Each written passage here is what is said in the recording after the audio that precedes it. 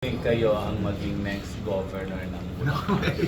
Hindi ko nga alam kung saan nanggagaling yung kwento na yon. Kasi siguro, there was a time dito sa province na I aspired as governor way back in 2019. Kung mo ngayon siguro dahil nakita nilang open, up for grabs, sabi nga nila.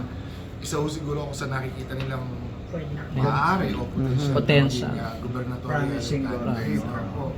Because I am standing sa capital ng province ng Bulacan. Eh, hindi ko alam kung saan ang gagaling yun. Pero kasi sa una kong sinasabi lagi, nakakahiyang pag-usapan yung politika ganito kaaga kasi we're not even on our first year pa doon sa term namin na to. It's just May pa lang ngayon eh. Mag-iisang taon kami sa June 30 pa ng katanghalian eh. Pero kung ako man po ay nakakasama sa kwentuhan ng gobernador, siyempre po nakakatuwa at nakakakiliti. 2 years na lang, di ba? 2 years Mabilis na yun. Pero alam ko meron kung bakit. Kasi kayo po pinakamalapit sa munisipyo, sa Kapitolyo. Kapitolyo. Maaari po. Parang gusto nyo lang pong lumipat. This is my 5th term na po as city mayor ng Malolos. Nag-start po ako, batang-bata pa ako nung magsimula ako dito eh. Bata pa Ano rin po naman yung po. pinagmulan yung posisyon po bago kayo naging mayor? Nagsimula po akong SK. Appointed na po ako ng SK kasi estudyante po ako sa college. Chairman po kayo noon. Chairman po ako noon. Nakaisang taon po akong SK chairman. 19 years old lang ako noon. USC student po kayo. USD student ako. Anong year po yun? Ako, 1996. 1997. Tapos yung mga tumatakbong mayor dito, nakita ko, naglalaro ko basketball doon sa atin, sa Bungahan. Ang tsinelas ko doon is Spartan. Mahal na po yun. Diba? Sikat po yun. Ang kainaman ng Spartan ko, isang kulay verde at isang kulay pula. Ay. Dahil ako gali dati, pagka nasira yung tsinelas mong isa, tatabi mo isa, para pag nasira isa, pagkasamahan mo. Hindi po ganun.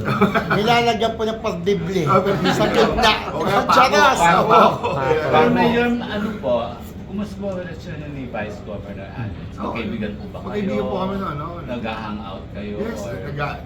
very recently lang po, nag-breakfast po siya sa bahay namin. So paano po yun pag sakali magharap kayo? Wala pa naman kung gano'n. Pero if ever po mayor. Pwede ba magtanggay? Siya po, nagbanggit na sa akin. Na- Sabi sa akin na, nung breakfast kami na, pare, alam mo naman, Vice Governor na tayo ngayon. Opo. Sabi ko, baka mamaya, tumakbo akong gobernador. Ayun. Gusto ko ikaw, masabi ko sa iyo ng diretso. Sabi ko, pare, okay yun. Malayo pa naman ka ako to. Sabi ko, sa ngayon, wala pa naman ako nakikita tatakbo. Nagpapasabi na tatakbo ng gobernador. At least ikaw yung nauna nagsabi sa akin. Kayo po And busy. knowing that, tapos may ano po sa inyo na tumakbo na governor, paano po yun? Hindi ko ako eh. Sa Facebook kasi pag nakita niyo yung mukha ko doon, lagi nakahambala. Wala na nga akong Facebook eh, parang hindi ko na nakikita eh. Pero lagi kong pinagbabangga yung mukha namin doon sa Facebook eh. So, paano po yan? Pag harap kayo ni Vice Go? Di ba sinabi ko na sa'yo? Nung Sunday lang ho eh, may basketball doon sa isang barangay. Magkakasama ko yung grupo namin doon. Wala lang ako doon, pero ang nag-asikaso kay Vice Governor, lahat ng tao. So, napuporsin niya na posibleng maapektuhan yung friendship niyo kung sakali. Hindi ako lang po kayo ng yung customary sa Malolos. Ano po. Dito sa amin, tagal ko na ako tumatakbo dito. Pag nag-aalala kami dito, wala akong nag-aaway dito eh.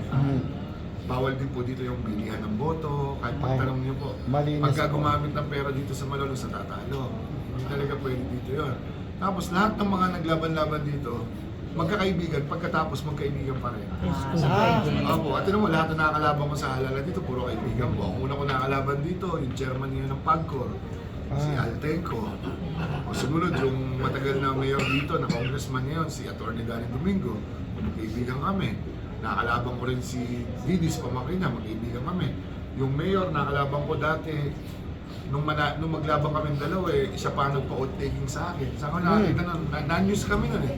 Dahil magkalabang kami sa elections, yung nanalo, ang nag-outtaking eh, natalo. So, ganun po ang galing namin dito. So, walang...